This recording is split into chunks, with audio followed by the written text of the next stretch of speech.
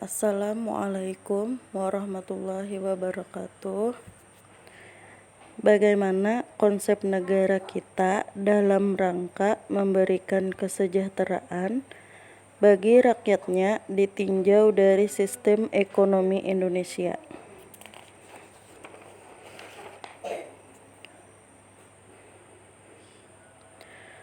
Konsep negara sejahtera adalah gagasan bahwa negara bertanggung jawab atas warganya, yaitu dengan jalan kesejahteraan rakyatnya melalui pelayanan, bantuan, perlindungan, dan pencegahan masalah-masalah sosial. Indonesia adalah salah satu menganut sistem ini dengan mengadopsi welfare state model minimal, yaitu dengan memberikan anggaran begitu kecil dalam pembelajaran sosial. Pada abad ke-20 muncul paham demokrasi konstitusional dengan menggunakan konsep negara hukum material sebagai bentuk reaksi dari paham demokrasi konstitusional pada abad yang ke-19 dengan mengusung konsep negara formal. Oleh sebab itu, muncullah reaksi dari konsep negara hukum formal dengan konsepnya sebagai penjaga malam, yaitu negara hukum material atau disebut dengan negara welfare state. Konsep welfare state ini adalah sebuah gagasan negara yang menggunakan sistem pemerintahan yang demokratis yang bertanggung jawab terhadap kesejahteraan rakyatnya.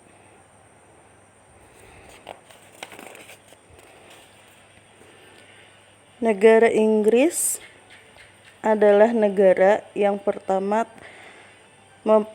mempunyai ide konsep kesejahteraan sosial, yaitu antara tahun 1300 sampai dengan pertengahan tahun 1800-an. Inggris menerapkan Poor Law, Undang-Undang Kemiskinan.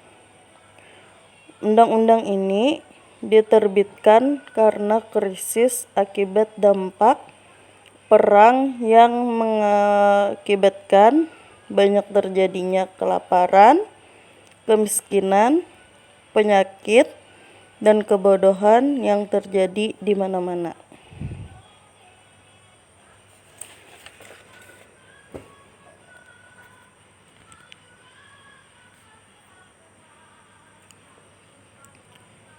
A. Model-model negara welfare state.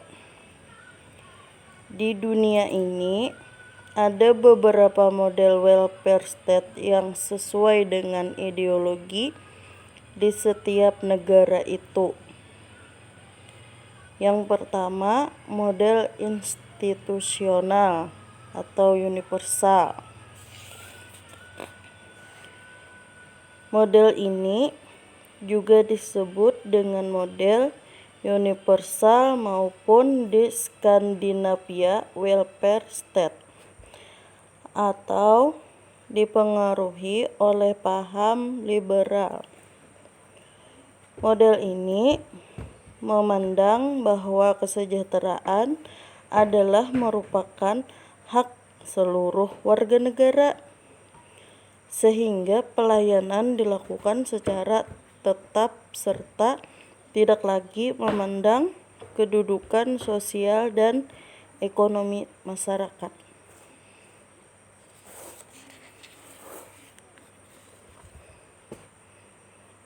Dua, model korporasi atau Bismarck. Model ini seperti model institusional atau universal, dan sistem jaminan sosialnya juga dilakukan secara melembaga dan luas. Tetapi yang cukup memberi perbedaan antara kontribusi terhadap berbagai jaminan sosial berasal dari 3 pihak, yaitu pemerintahan, dunia usaha, dan buruh pekerja. Model residual yang ketiga. Model seperti ini menerapkan pelayanan yang selektif dan dipengaruhi paham konservatif dan didorong oleh ideologi neoliberal dan pasar bebas. Negara memberi pelayanan sosial, khususnya kebutuhan dasar, dan ini diberikan terutama kepada kelompok-kelompok yang kurang beruntung, yaitu kelompok orang miskin, pengangguran, penyandang cacat, dan orang lanjut usia yang tidak kaya.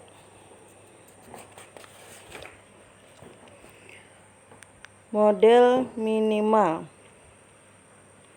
ini ditandai dengan pengeluaran pemerintah untuk pembangunan sosial yang sangat kecil. Program jaminan sosial dan kesejahteraan diberikan secara sporadik, parsial, dan minimal, dan umumnya diberikan kepada pegawai negeri, anggota ABRI, dan pegawai swasta yang mampu membayar premi. Bukti negara Indonesia menganut negara hukum material, welfare state. Menurut ketentuan alinea 4 pembukaan Undang-Undang Dasar 45, diamanatkan bahwa salah satu fungsi pemerintah untuk mencapai tujuan negara melindungi segenap bangsa Indonesia dan seluruh tumpah darah Indonesia. Kemudian pasal 23 ayat 1 bahwa pengelolaan anggaran dan keuangan pemerintah harus diprioritaskan untuk sejahtera rakyat.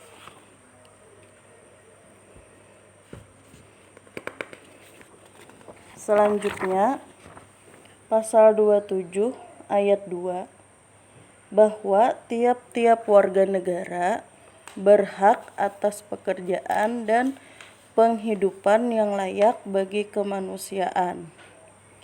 Sedangkan pada ketentuan pasal 28 memberikan landasan konstitusional juga bahwa rakyat memiliki hak untuk dipenuhi hak-hak dasarnya.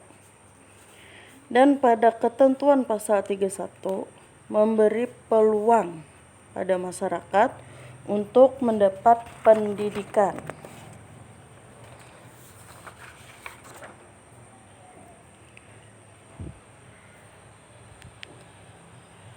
Kesiapan pemerintah Indonesia bertitik tolak dari ketentuan konstitusional tersebut di atas, maka tidak dapat dipungkiri bahwa jaminan sosial adalah merupakan hak setiap warga negara, dan negara atau pemerintah mempunyai tugas dalam mengembangkan suatu sistem jaminan sosial.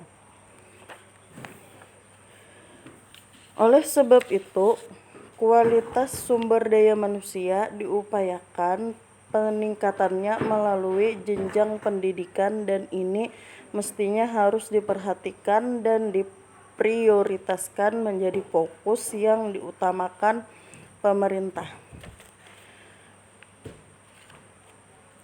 Saya akhiri. Wassalamualaikum warahmatullahi wabarakatuh.